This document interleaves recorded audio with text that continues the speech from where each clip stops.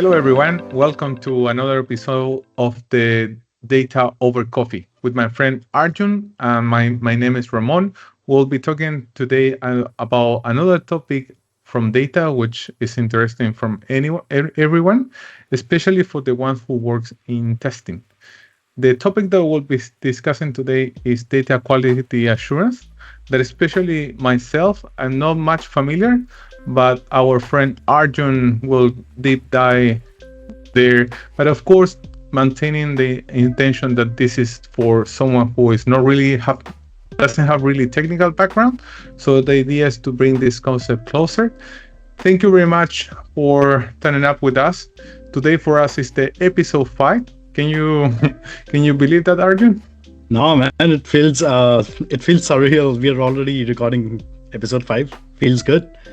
Yeah, man. Yeah, it Yeah. has been a whole journey in that since we started, but I'm just glad, and this is what I said to Arjun the other day. I'm so glad and happy that we came up with this idea to start this podcast. So I'm feeling comfortable so far.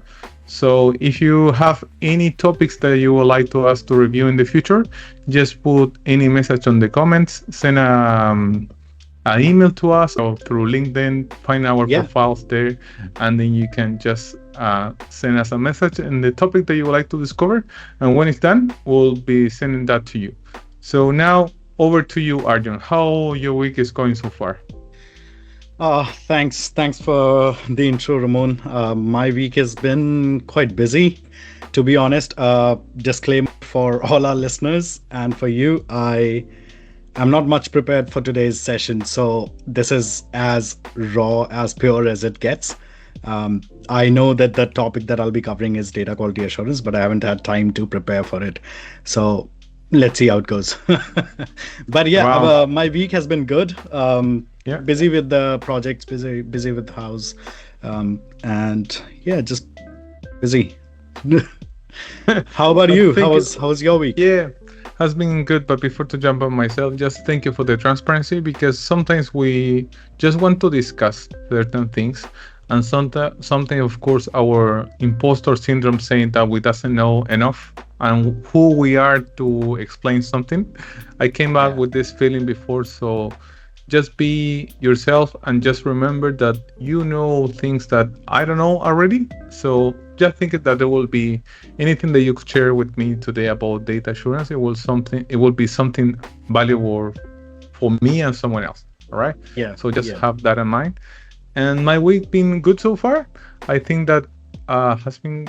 I think it has been a steady week. Just end of financial year for us in the corporate sector. So has been like super rushing, and then we finish, and then we started smoothly again. So for me, it's sort of like a new starting, but just take it easy. Just pacing, yeah, just trying to get the pace again, and yeah, probably lay down a bit, and let's see how things are going. So Yeah. yeah, let's start with data quality assurance. I would say that is to ensure that data comes right. Correct. Yes. Okay. Yeah. Thanks for already answering that because I was about to ask you what do you think data quality Mhm. assurance is, but you've already answered that. So I think when I think about data quality assurance, right, and in simple words, it's basically just assuring that the data is of good quality, right? So data quality assurance, assuring that the data is good quality. Now quality itself is a very relative term. So what is good quality for me might not be a good quality for you, right? So there are general rules and general ideas of what a good quality might look like. So what a good quality data should look like and should ensure from a tester's perspective. So I'll be telling you what I look at when I'm testing a data migration project, when I am testing data that is coming from different sources, what I'm making sure uh, passes the checklist, to define that quality of data. So one thing, yes, it is complete. The data is complete, is very important. The data is uh, clean. The data is valid. So there are a few things that a data should follow in order for it to become a good quality data. Now, I'll give you some examples. When I say data is complete, what I mean by that is basically, say, for example, I'm testing a table. I'm checking for data quality in a table which has customer record in it. And part of those customer records is different fields like the customer name, first name, last name, the phone number, the email address, the address. So these are different fields of that table, right? So my job as a tester is to ensure the data that is coming is complete. In other words, it has all the values in all the fields, right? So what happened when the data is not complete? For example, someone missed to write it down some details in the CRM. Who is the responsibility of that? Yeah, so it comes to, that's a very good question. Most of the times it also depends on whether that data is mandatory or not. So if it is a client facing portal that is capturing that data, right? So for a website, say for example a bank website or any website that is capturing your details or asking you to fill in details, it comes down to how many fields are actually a mandatory data, and the things that are not mandatory might be okay to miss out, right?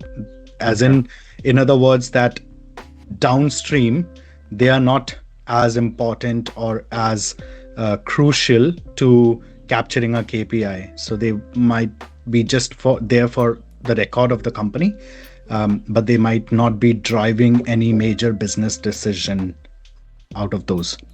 So when I take an example of NZ post, for example, right? NZ post, the most important data would be what? What is NZ post? Sorry, is it New Zealand postcodes? Yes, New Zealand Post. So the company New Zealand Post, which delivers our postal, which is a postal service for New Zealand, the most important data for them would be your address, right? So if they don't have your address, then where will they deliver your mails? Okay, that is right? The critical date. More than Correct. the name, that you think? I think equally important, because now there can be two people of the same name, the first name and last name, right? So for them, the identifier would be the address then. So, okay, this is Ramon Zamorano and this is also Ramon Zamorano. So this mail belongs to which one? And then they'll see, okay, the mail has this address. In our records, we've got this address here. So this belongs to that. So the identifier here becomes the address more than the name. So there are different situations where one precedes in importance than the other, but then it depends on context to context, right? So that is what I mean by complete. The other is whether the data is valid or not. An example can be an age. So when I'm testing a data set, which has, again, customer details, and age is one field in the data, then the age cannot be a negative number, for example, which will imply that you're not born yet, right? So the data does not exist, cannot exist. And also it can't be a number like maybe, I don't know, 200 or 300, although we wish we could live for that long, but I don't think anybody does. So for age column, a negative number would be an invalid data, or a number in hundreds or thousands would be invalid data, right? Because it won't give us a clear picture of that record. And the other process of, sorry. No, go ahead.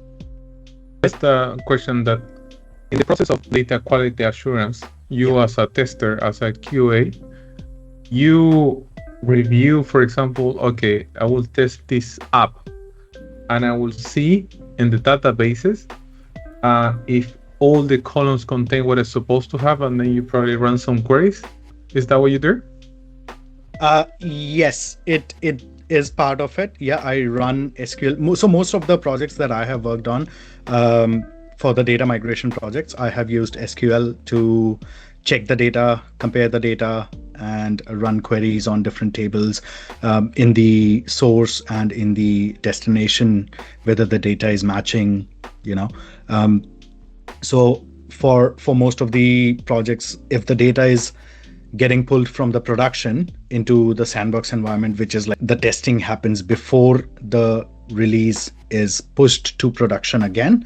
So what we do is we take a copy of the data from production and then compare that in the sandbox environment, right? If we are migrating the data from one system to another, for example.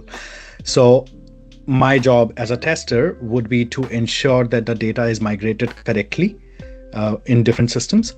So the legacy system would have one format or one, say for a legacy system has 10,000 rows, right, that we are migrating. And when we migrate to the new system, I a query on the new table, I only get 800 or 900 records. That means that there's some problem. The complete data is not coming in, right? So that is how we check by running the queries. And this is like when you can't rely on your eyes. So when it comes to checking whether all the records are coming or not, so you can't actually sit and compare one by one by one by one to see if everything is coming or not.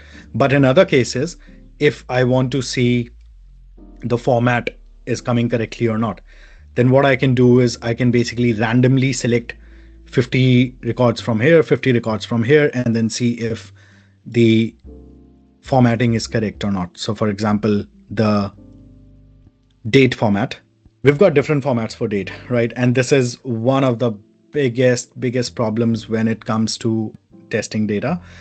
The date format needs to be consistent, right? That is another check that we do, which is data consistency. So what data consistency means, that data is consistent across all the records. So if I'm saying that the date needs to be in DDMMYYYY, which is date first, then month, then the year, then all the data should have the date in the similar format. If one of the records has date in month, date, and year, then that makes it difficult to actually see whether the data is correct or not. So if I take an example, let's say 11/03/2025, if the date format is date, month, year, then that means I'm talking about 11th of March 2025. But if it is month, date, and year, then I'm talking about 3rd of November 2025. So if you look at the number 11/11/03/2025, then they both can mean two different dates, right?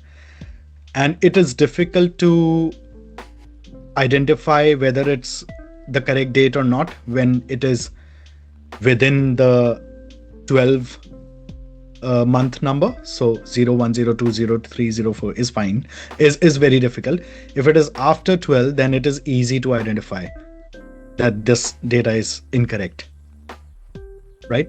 So that is the data inconsistency or data consistency. That is one check that we do. Another example can be New Zealand, for example.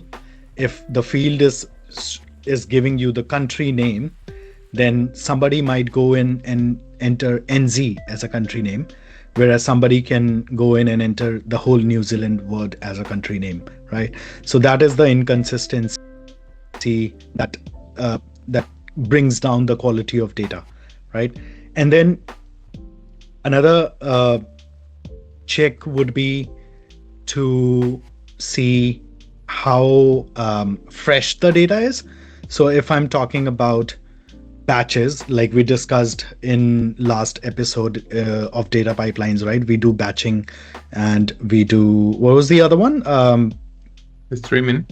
Streaming, yes, correct. So batching and streaming. So if data is coming in every night, for example, then whether the data is representing the latest record or not. So the data timeliness is also another thing.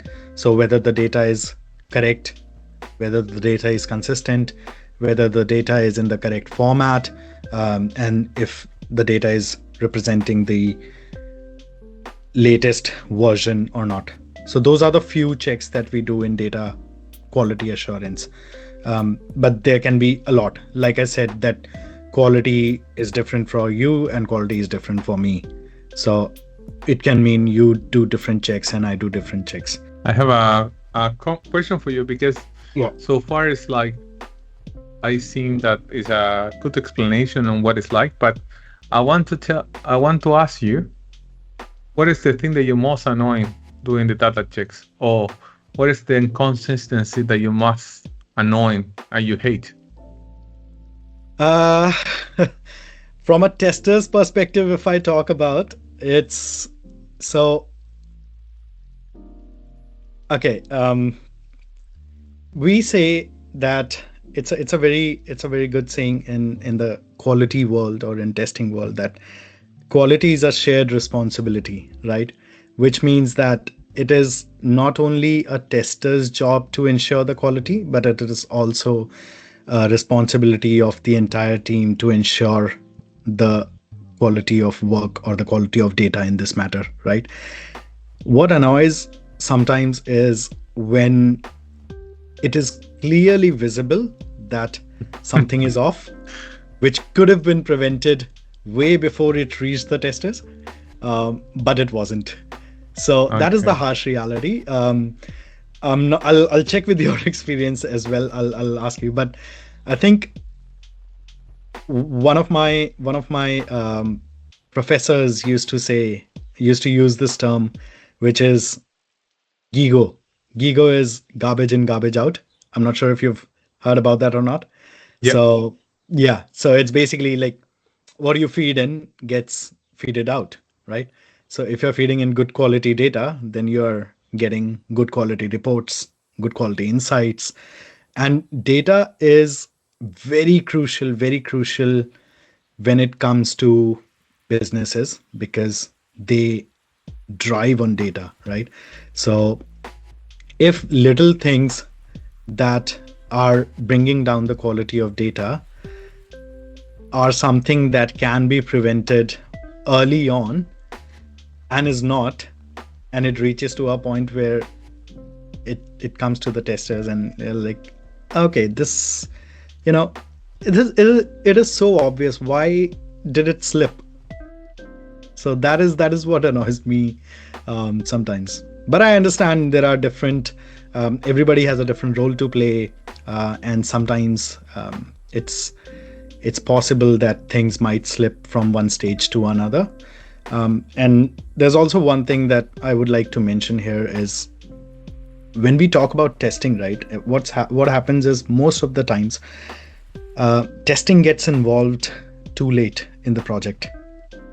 I I think you might have seen this in your experience as well, that a project starts, the data models are created, everything is done, and testing gets involved at a point when the changes or when things are already in the sandbox or already in the environment where they need to be tested.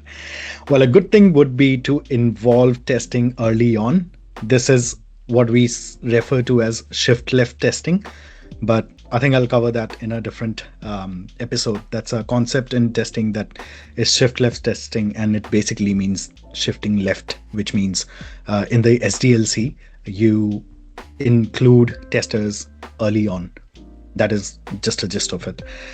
But yeah, from your experience, what do you think of data quality assurance when maybe you're building pipelines or architecting data models? How do you see data quality at that stage?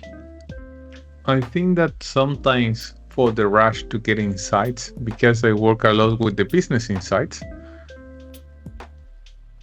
I tend to see the bigger figure. Yeah.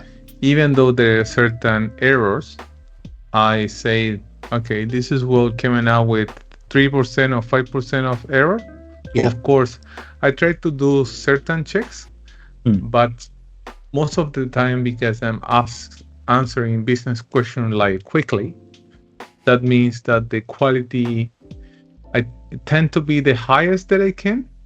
Yeah. But to be fair, sometimes that is not possible just because for example, they're asking you for quick insights, Mm. but then you find it out that the data is not right. But you need to deliver some numbers or some KPIs in 1 hour more. So you try to do the best that you can. Yeah. Of course, when you have the time and then you are working on a long-term project or something that is building from scratch, I tend to follow frameworks that supports good standards. Mm. For example, catching up if the first letter is capital or not, or for example, the trailing spaces, like reduce it. When you write something and you put three spaces, like reduce it to one. Those kind Yeah. of things that it can help, and Mm. I put those cleansing in the transformation pipelines. Right. However, I see a lot of data governance on Mm. this, and also there's a huge part for the data lineage. It's like to find it out from where is the data is coming from is key to understand. For example, as you were saying about the date format, because Yeah. for example, if we have a software, because there are certain standards that goes around the globe in date, but Correct. what is that? For example, is a recommendation to put date and time in UTC 0, Mm. which means that it doesn't have any time zone. For example, I record this record at 6 p.m., but actually UTC 0 means it's tomorrow at midnight. Yeah. But that is something that it gets undermined when you start to design systems. But it's so hard sometimes. And to be fair, I think data quality is something that, as you say, everyone is responsible. So as developers, when we design stuff, we need to be ensure that we keep the data sanity and try to put the more limitation that we can when we create forms, when we create a website, or any something that it requires to someone to write it down or type in forms. It will be important to put certain checks. It's like, for Yeah. example, when you put in your email, when you don't put the at, doesn't Correct. recognize it as an email. Yeah. But for example, yeah, it doesn't means all the time that it will be 100% sure. Or for example, if you put two dots after the at or three dots, for example, can be triggered. But Yeah. Yeah. must be probably you have certain already frameworks or certain templates from where you can apply certain checks. I don't know Mm. if it works like that. Yeah. I wish that I will have more like a template or patterns Mm. to clean up data at the end. Yeah. But it's I, something that definitely will be interesting to yeah. discover. There's one thing that I got to know about. I haven't used it, and I have no idea what like how it works. But especially from, I don't think it's um, as a tester how I'll be using it. But for data engineers and data architects, do you know about the Great Expectations? No, I No? haven't heard about that. Okay. It's the only thing that I know about it is it's a Python framework which you can use for data quality assurance and ensuring that the data is like, so expectations basically means that you expect something, that the data should be in certain format or in certain should follow a certain rule, right? So the validations that we talk about, those can be the expectations that you can set in that. So it is a framework that you can use in Python, and it's a I think it's a Python library, not exactly sure, but in our listeners, if anybody uses or anybody has used Great Expectation and have That is knowledge the about name it. of the library. Great, great Yeah, yeah, yeah, expectation. yeah, yeah. Cool. That's the library name, and I think it's a library. It's a framework, whatever it is. I personally have no experience with it, but this is something Okay. that that I noticed while I was doing some research on something. But Because I, some, sorry, yeah, carry on. yeah. No, I was just inviting the audience to let us know if you have used it in your workflows. Let us know what it is, and would be really interesting to learn more about it. Yes, go ahead. Come on. I just want to say that sometimes when we work in big projects, we have the luxury to have a specialist for each part of the whole project, which means, for example, you have a data modeler, you have a data engineer, then you have a data analyst, then you have a backend developer which develop the database, then you have a DBA specialist, then you have a so on and so forth. However, when you work in small teams or in a Hmm. small project or in a small or medium-sized company, sometimes you don't have that luxury to have all those roles with all those speciality. That is Yeah. why that is one of the intention as well from this podcast is that there will be times that, for example, I will need to get better in data assurance because Hmm. I will need to face a project when I will be one of the 2 or 3 developers. So Correct. it will require to know and to keep this in mind because if we face problems like you were saying, like data formats, Hmm. we will need to try to find a framework because if we just go out of the cuff and then try to fix things on the go, finally it's not really sustainable. So I Yeah. think it's a really important topic. I think I would like to dive more into it. Now you made me think it's like if I'm doing it right or wrong so far. but uh, but it's Yeah. just as you say, like last time you say that I would like to go deep in Python. Yeah. But those are the things that's like now you recognize Python that it could be a tool for you to get better Exactly. in data assurance. So Correct. nice. Yes. Yeah. And I think that's what's good about one thing that I am loving about this podcast is that we are learning so many things which we have not known before, and a lot of those things are actually there to help us work efficiently, and we don't know about it, right? So when you bring up a topic or when I bring up a topic, things come up that can actually help us, and we think that it is from so for me, I might think that it is from a tester's perspective, but then it might be helpful to you as a data analyst or as any analyst for that matter. And then some concepts which are from primarily from data analyst side might be important for test analyst as well, right? So Yeah. that's why we say this podcast is for everyone, anybody who is in tech industry. There is always something or the other for us to learn. So yeah, let's I have yeah. another question for you because when I jump into just software development teams or just more mature teams, there are so many acronyms out there. So can you tell me what, for example, the first one that I faced UAT, and then I have BAT, Yeah. and then I start to receive those tickets with those names. I couldn't guess what it was at the beginning. I was like, Yeah. why UAT? I understand, of course, development tickets or Yeah. investigation or deployment, Yeah. but UAT is something that I know what it is nowadays, but just explain for you Yeah. what UAT means. Yeah, so UAT stands for user acceptance testing, and it is a stage in testing where the actual users of the system um, test the system and give their feedback on how the implementation went. So if I'm in a Salesforce implementation project, and for a financial company, right? So we are implementing Salesforce as their application process tool. Yeah.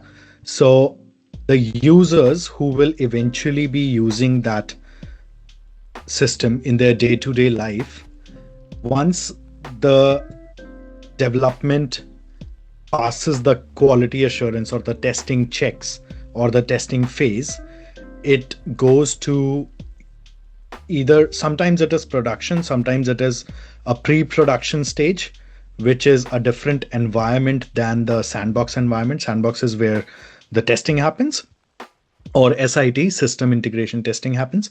And then UAT is another environment. It can be environment, it can be a phase. So it can get a little confusing at sometimes, because sometimes we refer to the environments as the phases. So SIT environment can be the name of the environment itself, where the changes that we have implemented. And SIT is also a phase in SDLC, which stands for system integration testing. Then UAT can be an environment where after SIT has passed, the development goes into UAT for the users to test. And then UAT is also a testing phase where the actual users of the business will be testing the system to make sure that it is working as expected. And then BAT, the other one that you mentioned, can sometimes be interchangeably used with UAT. So it is business acceptance testing, and UAT is user acceptance testing. Sometimes it is the same. Most of the times it is the same. And it is used, we use either BAT or either UAT. But at Mhm. times it can differ as well. But yeah, yes. I So that have is a, UAT. and thank you for answering what UAT means. I have another question for you. Mhm. Can you tell me how they doing data quality assurance looks like for you, Yeah. So if it is a data migration project, excluding the coffee catch-ups? that's the best part about the day. Yeah. Okay. But yeah.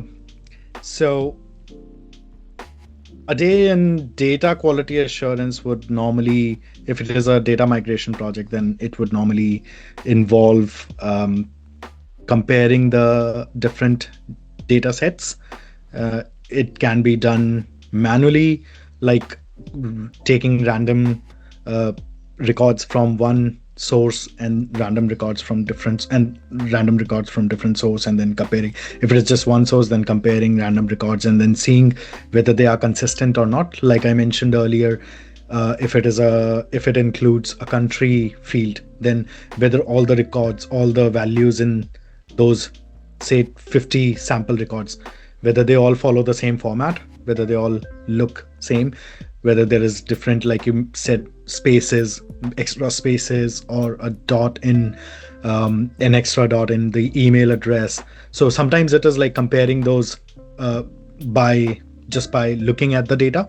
And sometimes it also includes running big queries and comparing the data sets and the records, whether it is matching or not. So that is normally what it looks like.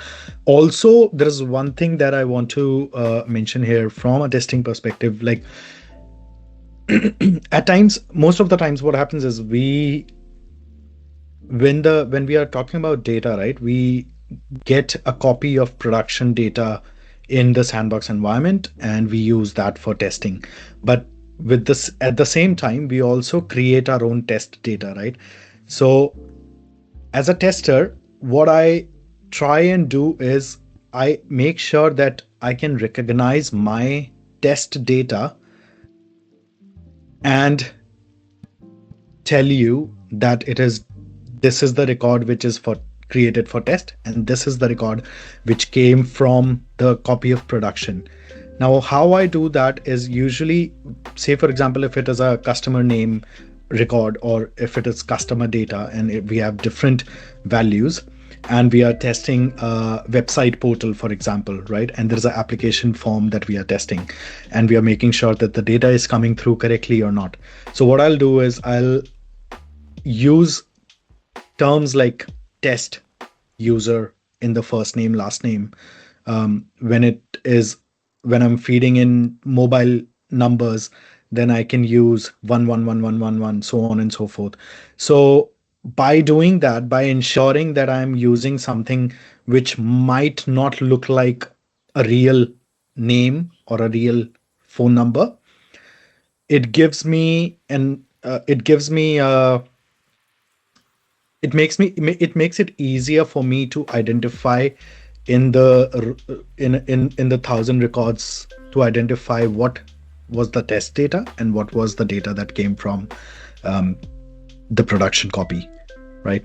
So this is something for the testers out there. If you are creating your data for testing, and it is going in the same database where there sits a copy of production, then try to use names like test user or SIT user or UAT user, tester 123, and then email like test at the rate gmail.test.com or at the rate test.com. So that way it makes it easier to identify which one is the test data and which one is the actual production data or a copy of data. And Put in name sometimes as yeah. put in name as Mickey Mouse, Yeah, Bad Bunny. exactly. I so there was one project that I was working on, and I used names like Spider-Man and Superman and different characters Something that can from recognize movies. easily that is testing data. Correct. So what happens with that is it doesn't get mixed up with the actual uh, data from production, and you can work on your data. Or if somebody else looks at the data, they can also identify without knowing that, okay, this is a test user and I can use it. So for example, if most of the times what happens is I'm not the only tester in the group, and there might be other testers as well, and we are working in the same environment, and we want to use test data, then these are the we can identify easily. If I see something like this, that uh, Hugh Jackman, for example, or Robert Downey Jr., or whatever these names, the actors' names, then I know that this is not a real data, right? So I How can you use know that. that I I mean, I would most of the prefer times it use is. I would prefer Most of the use time it is not. characters because Yes, actors can be a real name. actors can actually be your Yeah. customers. Yeah, yeah. So Yes. yeah, use Spider-Man. Check on that, and yeah. But yeah, that's what it looks like when I'm doing quality assurance. And also, I not just in the back end, also in the front end. If we are deploying something which is client facing, then we ensure the fields are behaving as expected and has all the validations or the business rules have been applied to the fields. So for example, a phone number cannot contain alphabets, right? So so I go and check whether the phone number field is allowing alphabet input or not. And the other can be that an email address, if missing an at the rate, then gives throws me an error saying it is not a valid email. So this is what I mean when I say garbage in, garbage out. So if we are creating something that is customer facing, and we are not in the control of what comes in terms of data, then these checks ensure that good quality data is coming in. So if we implement these validations and these business rules right at the front gate, then the end user who is entering the data will not be able to enter dirty data because there are validation checks right at the end, right at the front gate, right? So that will allow you to maintain good quality data in your database. Yeah. So that's one thing. And then also, if I'm talking about a day in a tester's life with data quality assurance, then I'm not just talking about the data that is in the databases or data sources. I'm also talking about data in general. So for example, when I say in general, I mean that if I'm creating a report, right? If it is an Excel report, for example, it doesn't have to do anything with the database or not. I'm just creating a report that is capturing my testing progress, for example, right? So what I try to do is I try to go with the drop downs. So I create a list of values. So for example, if it is a column that is capturing test status, whether it was a pass or a fail or a not applicable or a blocked, then I will create a list of those status values in one sheet, and then put a data validation in the different column, in the status column, that only allows me to select the value from the drop down. So what it does, it restricts, if anybody else is using that same sheet, it restricts us having different values which are representing the same thing. So what I mean by that is, a pass, if a test is a pass, then someone might go and write capital P A double S pass. Someone might go and write small p A double S. Someone might go and write all caps PASS. Someone might go and write P. They all mean the same thing, but the values that we have used are different. So to and then what happens because of this is it impacts the report that I'm preparing. So in order for that not to happen, I tend to stick with the drop down values when it comes to Excel. Wherever there is a value that that this has to come from this set of values, then just go ahead and create a list of those values and then put a data validation on the column so that nobody else can put any other value in place of that, right? So those are little things that can ensure that the quality of the data that you're working with is good, and it not just applies to the databases and data sources and the data pipelines. It also ensures data in everything that you do, that the data quality is good, whether you're working on a single spreadsheet or whether you're working in SQL or testing I don't know, 3 4 data sources at the same time. But yeah, that. Okay, How I have yes. another question for you. Yeah. What is the next role that, for example, you start as a QA or as a tester, and then you jump into senior tester, Yep. and then what do you think are feasible roles for you to go as a tester? Of course, apart to go from leadership teams, but what do you think there could be another path that someone with testing experience could go? So I am mostly, I have the projects I've worked on have been on manual testing, and automation is one side of testing that I'm trying to get into. So I've been learning Playwright and other tools which are used for automation testing. So if you're in functional testing as a manual tester, you can explore automation testing as a career, because at right now automation testing is in big demand. Most of the companies prefers a tester who has experience with automation as well, because what it does is it helps you save time by automating the regression tests that you do. So a lot of regression tests that are needed every time a implementation happens, those regression tests can be automated and can run by itself, saving you hours and hours of testing time. So automation is one. Then next for me is I am at the test lead role at the moment. So after this, I would like to go on as a test consultant. So that would be more on the strategy and planning side of things. So when a project is starting, then what testing approach are we taking? What are the areas that we will cover?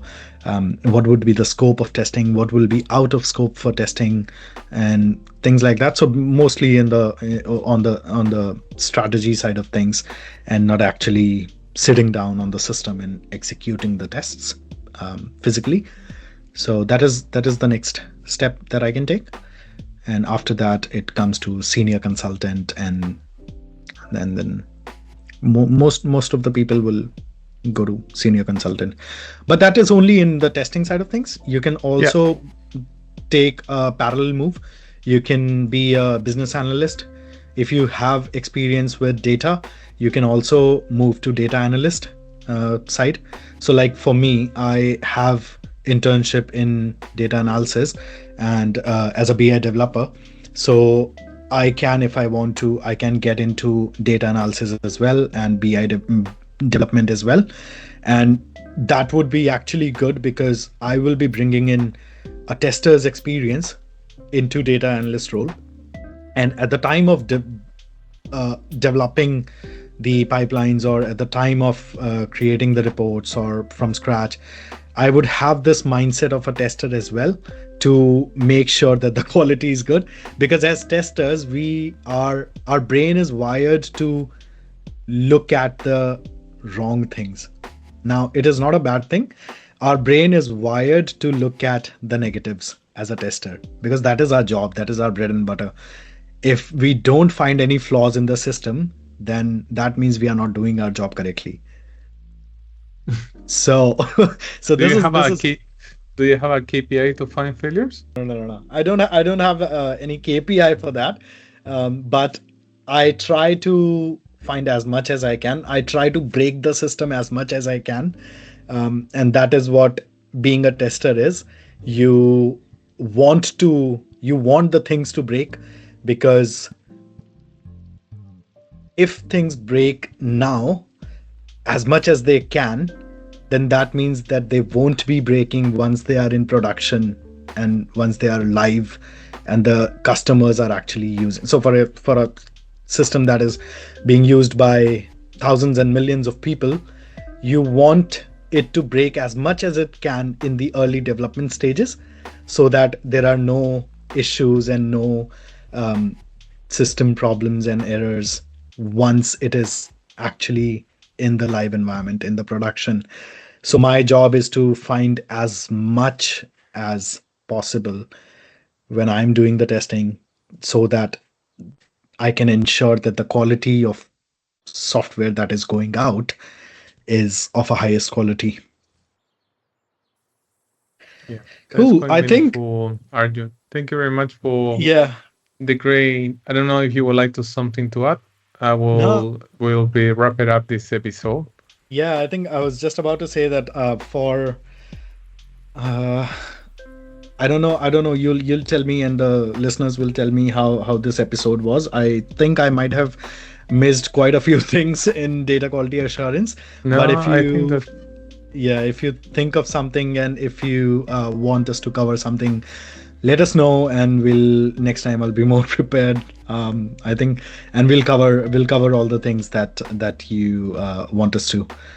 But yeah, yeah. thanks. Just the we are trying to cover up a whole career for someone in just 30 minutes or so. Yeah. So yeah, it's all right. I think that I got a good get gist on what data quality assurance means. So I couldn't relate much this concept before, but now I got a better idea. And I think that one another important topic that we should cover in some time, I'm not saying next episode, but to review in some time, would be data governance. I think it's quite Yeah. related Yes. to quality and assurance. So I think it Yes. would be cool to review it. So, but just more than say, thank you very much, Arjun, for sharing your insights in the daily jobs that you do, and especially for the listeners to listen this episode, which was about data quality assurance. I hope that you find it insightful. I think that I got a lot of clarity now on what this concept means, and I also got a really quite clear path on the testing and QA career. So thank you very much, Arjun. Thank you very much, everyone. So we'll see you in the next episode. You would like to Thanks, add everyone. something else? Yeah, thanks everyone for listening, bearing us. And Mhm. if you haven't subscribed to the channel, please do.